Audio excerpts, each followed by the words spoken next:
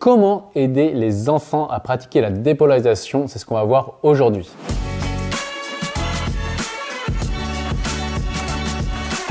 Bonjour, ici Pierre, fondateur de l'Académie de l'Haute Performance. On accompagne des sportifs et entrepreneurs à être confiants et sereins dans le milieu compétitif. Et je suis aussi auteur de plusieurs ouvrages que vous pouvez retrouver en lien dans la description. Et également, pensez que vous avez le droit de réserver un entretien offert avec un membre de mon équipe. Donc aujourd'hui, c'est Magali qui nous pose la question comment aider les enfants à pratiquer la dépolarisation, eux qui peuvent se mettre la pression, comment aider mon enfant à lâcher prise au foot. Alors du coup, avec les enfants justement, c'est vrai que c'est intéressant de leur apprendre la dépolarisation, mais surtout de l'apprendre de manière ludique. C'est-à-dire que derrière, je pense qu'au-delà de leur apprendre le process de manière plus formelle, la dépolarisation, c'est plus la voir comme justement un mode de vie où derrière chaque défaite, ça va être bien parce qu'il y aura des victoires. Et donc justement, quand on voit des enfants qui peuvent se mettre la pression, déjà c'est peut-être voir que finalement, il y a des peurs qui sont associées à cette pression. Donc la peur absolument du résultat et qui va croire à chaque fois qu'il est nul s'il perd. Par exemple, ça peut être un exemple total. Et donc si on reprend pareil toutes les fois où l'enfant a perdu et on lui fait noter ok, quels ont été tous les bénéfices pour toi d'avoir perdu à ce moment-là, ça aurait été quoi les inconvénients si tu avais gagné? Eh bien, peut-être que du coup, il va lâcher prise, il va se dire « Ah, mais en fait, c'est trop bien quand j'ai perdu là, j'ai appris des choses. » Et si on lui fait voir le futur, ok, et là, ce serait quoi les bénéfices pour toi si tu perdais? Et qu'on le pousse à regarder à long terme, tu vas apprendre quoi, tu vas comprendre quoi, etc. Eh bien là, peut-être aussi que ça va l'aider à lâcher prise. Alors attention, moi, pour les enfants, c'est vrai que je suis pas du tout spécialiste pour les enfants. On ne sait pas en fait si la dépolarisation va tenir dans le temps avec les enfants. Mais par contre, c'est vrai que si on les habitue à comprendre ce principe de derrière chaque défaite, il y a une victoire et qu'on les sort de cette pression finalement à obtenir un résultat et qu'on les aide à avoir confiance en eux, on les aide à voir le long terme, eh bien on voit qu'on va avoir des enfants finalement qui vont performer. Moi, je me rappelle quand j'avais commencé à l'époque, quand j'avais commencé avec un gamin de 10 ans, je lui avais posé la question « Est-ce que tu préfères gagner les 10 prochains matchs de tennis et rien apprendre et perdre les 100 prochains ou est-ce que tu préfères perdre les 10 prochains matchs mais apprendre tellement que tu vas gagner les 100 prochains ?» Du coup, il m'a dit « Ah bah oui, je préfère perdre les 10 prochains pour gagner les 100 suivants. » Et donc, en fait, en leur posant des questions comme ça, petit à petit, en semant des graines, on va leur inculquer cette notion de dépolarisation.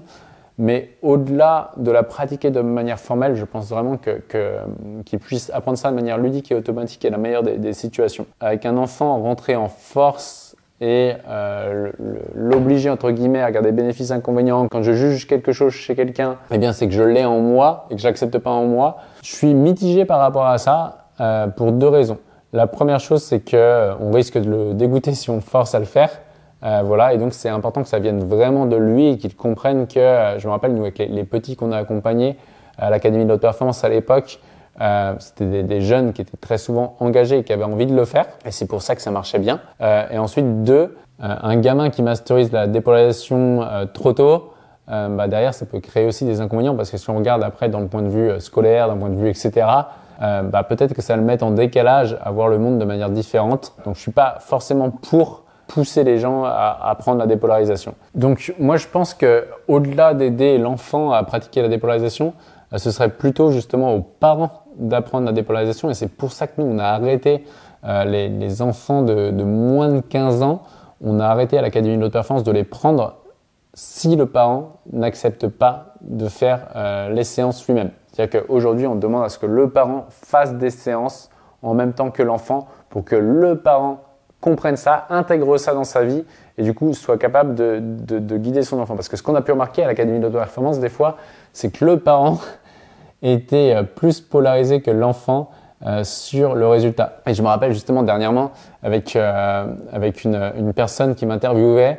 elle me dit « je vais vous envoyer votre fille parce que justement au tennis, des fois elle arrête, etc. » Et donc j'aimerais bien pouvoir la rebooster. Et moi je lui pose tout simplement la question. Je fais ok, ça se passe comment? Des fois, elle va abandonner en fait le match. Et je lui dis, est-ce que ça pose un problème à votre fille d'abandonner? Et là, elle me regarde, elle fait, en fait, peut-être pas. Je lui dis ok, donc là, vous allez nous envoyer votre fille, mais on n'aura peut-être pas de résultat avec parce que le tennis n'est peut-être pas assez important pour elle pour qu'elle se mette à fond dans cette pratique-là et qu'elle se libère. Et peut-être qu'elle le fait pour les mauvaises raisons. Mais moi, ce que j'entends, c'est que ça vous gêne plus vous que votre fille abandonne qu'elle-même. Et donc, on sait que si on accompagne la fille, eh bien, on n'aura pas de résultats ou du moins des résultats qui ne sont pas probants, puisque intrinsèquement, elle a peut-être pas envie de performer au tennis. Et donc, elle a dit, ah, ok, j'avais pas vu les choses sous cet angle.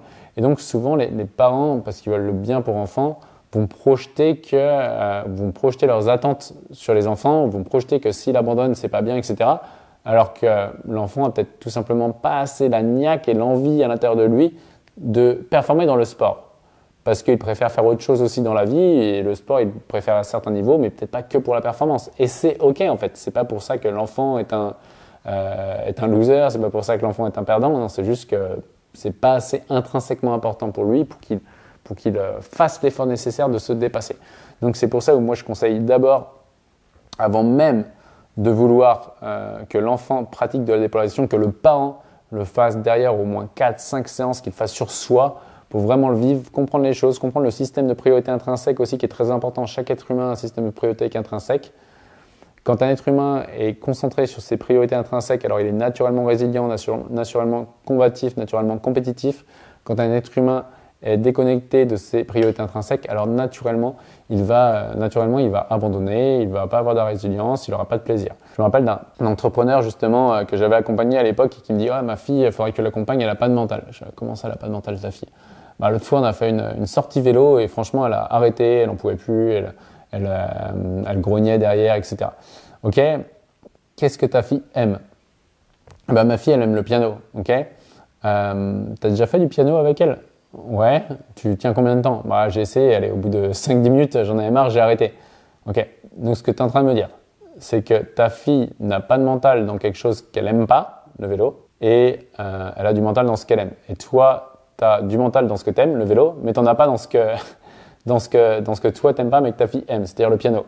Et les moyens, elle fait « Oh, ok, j'avais pas vu ça sous cet angle. » Donc je pense qu'en tant que parent, le plus important, c'est d'être capable d'être au clair avec qu'est-ce qui est réellement important pour mon enfant et de ne pas avoir de jugement là-dessus, parce que ce qui n'est pas important pour l'enfant est peut-être important pour vous, et ce qui est important pour l'enfant est peut-être pas pour vous.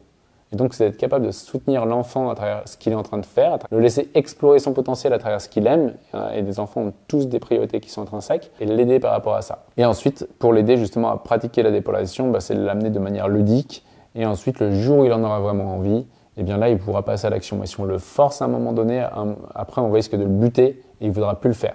Et si à 10 ans, 12 ans, 13 ans, 15 ans, il n'a pas envie de faire des dépolarisations, c'est son problème à lui, c'est son choix à lui, et il est bien avec ça, et c'est OK. Et donc, plus on va prendre du recul par rapport à ça, plus on va être neutre, plus on va soutenir, et plus on va se dire, OK, là, il se met à la pression, il lâche pas prise au foot, etc.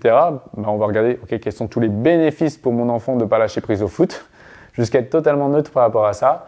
Et justement, parce qu'on met plus de vecteurs de force pour pouvoir le changer, c'est là où on augmente les probabilités qu'il va changer. Parce que tant qu'on veut qu'une personne change, vous avez déjà essayé de changer les gens et vous voyez qu'ils ne changent pas. On ne peut pas changer les autres. Tant qu'on met un vecteur de force sur les autres pour qu'ils changent, eh bien c'est là où on crée une résistance d'un point de vue inconscient. Alors que quand on lâche prise, au final, c'est là où le changement a plus de probabilités, encore une fois, on n'en sait rien, de s'opérer. Comment aider les enfants à pratiquer la dépolarisation? Je pense que c'est en l'incarnant. Les enfants apprennent via le mimétisme, en voyant sur les autres et pas en leur disant « fais ça », alors qu'on fait l'inverse. Donc en l'incarnant tout d'abord, ensuite en leur donnant de manière ludique, et après 3 de lâcher prise s'ils veulent l'apprendre ou pas, mais simplement nous être là de soutenir dans son projet, d'être capable de poser des questions en challengeant s'il faut, mais de manière encore une fois assez ludique, et de lui faire en sorte de garder confiance, même s'il échoue, qu'il puisse garder confiance en lui et de trouver ce qui est réellement important pour lui. Et voici pour aujourd'hui, pensez selon la plateforme sur laquelle vous êtes à liker ou alors à noter ce contenu. Et aussi pensez que si vous avez envie d'aller beaucoup plus vite, beaucoup plus loin, vous pouvez réserver un entretien avec un membre de mon équipe. Et enfin, rappelez-vous, l'important n'est pas ce que vous faites mais qui vous devenez. Ciao!